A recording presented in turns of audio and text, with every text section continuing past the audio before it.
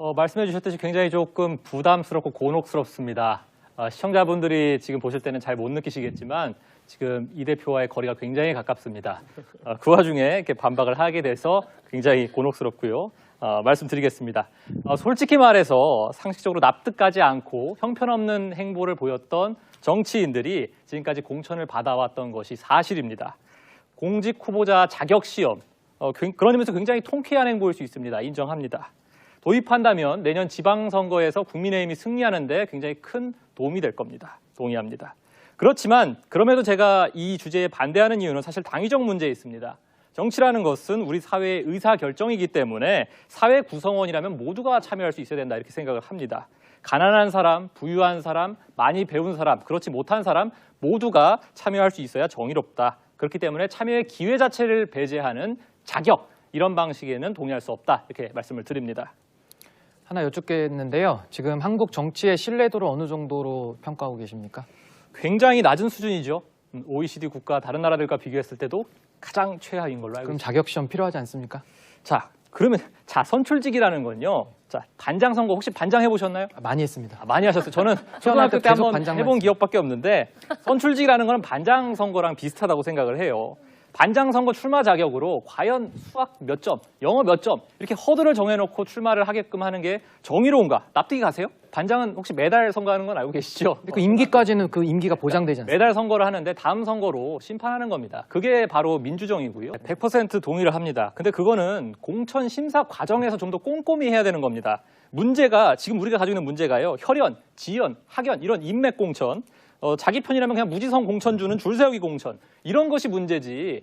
그 허들을 만들어서 누군가는 분명히 배제가 됩니다. 자격 시험이라는 걸 하게 되면은 그 자격을 통과하지 못하는 사람들이 있어요. 근데 그 사람들이 과연 선출직에서 역할을 하지 못할 것인가? 이거는 사실 의문이거든요. 그렇게 누군가를 배제하는 방식으로 해법을 가져오는 거는 굉장히 조금 우리의 헌법 정신과 맞지 않다. 이렇게 공직자에 대한 비유를 우유로 하시는 건 적절하지 않다고 보고요. 배제라고 하셨는데 배제하는 게 실제로 있습니다. 국민의힘 당규에 보면은요. 공직자 후보 추천 규정이라고 있어요.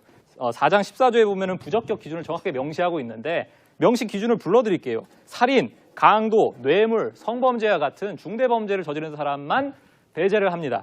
이렇게 중대범죄에만 한정 지은 거는 공천 기회, 공천을 심사받을 수 있는 기회, 참정권을 모두에게 보장하기 위해서 이렇게 한정된 아주 중대범죄에만 한정해 놓은 거라는 걸 알려드리겠습니다. 결코 능력이 참여의 허들이 되어서는 안 된다. 평가의 기준이 될 수는 있겠지만 심사 과정에서 평가할 요소가 될 수는 있겠지만 허들이 되어서는 안 된다. 그렇기 때문에 자격시험, 이런 허들을 만드는 제도는 바람직하지 않다. 네, 그럼 마지막 발언하겠습니다. 우유도요.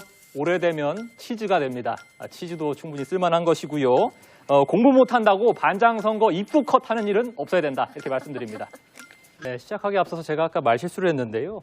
대표는 제가 대변인이 되고 나면 한 10년 뒤에 되는 걸로 하겠고요. 저희는 윤석열 총장이 입당을 해야 한다. 네. 최종적으로 국민의힘과 함께 가야 한다. 이거에 대해서는 이견이 없습니다. 동의를 하는 것이고요. 다만 정권 교체를 바라는 사람으로서 어느 시점에 들어오는 것이 가장 유리할 것인가, 요거에 대해서 지금 저희가 차이가 조금 있는 것 같습니다. 저희는 그렇게 급할 필요는 없다라고 생각을 해요. 오히려 현재는 각자 국민의힘과 윤석열 총장이 각자의 호흡을 가져가면서 나중에 합치는 것이 더 유리하다 이렇게 생각을 합니다. 윤석열 총장님 말씀하신 것처럼 어제 출마 선언하셨어요. 정치인 윤석열로서의 매력 충분히 보여주시고 너무 늦지 않게만 합류하시라. 이렇게 말씀을 드립니다. 늦어도 경선 전에만 합류하면 괜찮다. 오히려 지금은 천천히 오는 것이 오히려 좋다. 이렇게 말씀을 드립니다. 그 대선을요, 공연, 콘서트라고 가정을 해봅시다. 공연이 성공하려면요, 첫 번째로 무대가 매력적이어야 됩니다. 두 번째는 그 무대 위에 올라가는 배우가 매력이 있어야 돼요. 여기서 무대라는 것은 국민의힘일 것이고 배우는 윤석열 총장, 홍준표 대표, 원희룡 지사 이런 대선 후보군들일 겁니다. 지금요, 그 이준석 호가 이제 출발한 지 한 3주 정도가 됐습니다. 주요 당직 인선이 이제 갓 마무리가 됐고요. 지금 하고 있는 토론 배틀이 끝나고 나야 이제 변화한 국민의힘의 입들이 활동하게 됩니다. 한 2달 정도는 우리 국민의힘, 이 무대가 얼마나 매력적인지를 호소하고 어필할 수 있는 기회가 있어야 된다고 생각하고요. 배우도 지금 윤석열 총장 같은 경우에는 막 출마 선언, 정치인 윤석열로서의 모습을 보여주기 시작한 건데 지금은 무대와 별도로 이 배우만의 매력, 윤석열만의 매력을 좀 어필할 수 있는 기회를 드리는 것이 맞다. 그리고 2달 동안에 이런 그 과정을 거치고 나서 함께 했을 때 더 시너지가 크다. 그러니까 천천히 오셔도 괜찮다. 네, 아까 좀 주제를 바꿔서요. 안철수 대표의 사례를 비유를 해주셨습니다. 네. 안철수 대표의 그런 모습과 흡사하게 결말이 날 수 있다 이런 의도신 것 같아요. 꼭 결말이 난다는 것은 아니지만 그런 타산지석으로 삼아야 된다는 그런 우려가 있다 이런 말씀입니다. 말씀이신데 안철수 대표 사례는 좀 적절하지 않은 게 안철수 대표가 아마 국민의힘 경선에 참여했다면 저는 지금 오세훈 서울시장의 유세차에 올랐던 사람이지만 아마 지금 시장하고 계신 분은 안철수 대표가 시장을 하고 계셨을 것 같아요. 경선에 참여하지 않았기 때문에 지금 그런 결과가 나온 것이고 저희가 얘기하는 거는 시점의 문제입니다.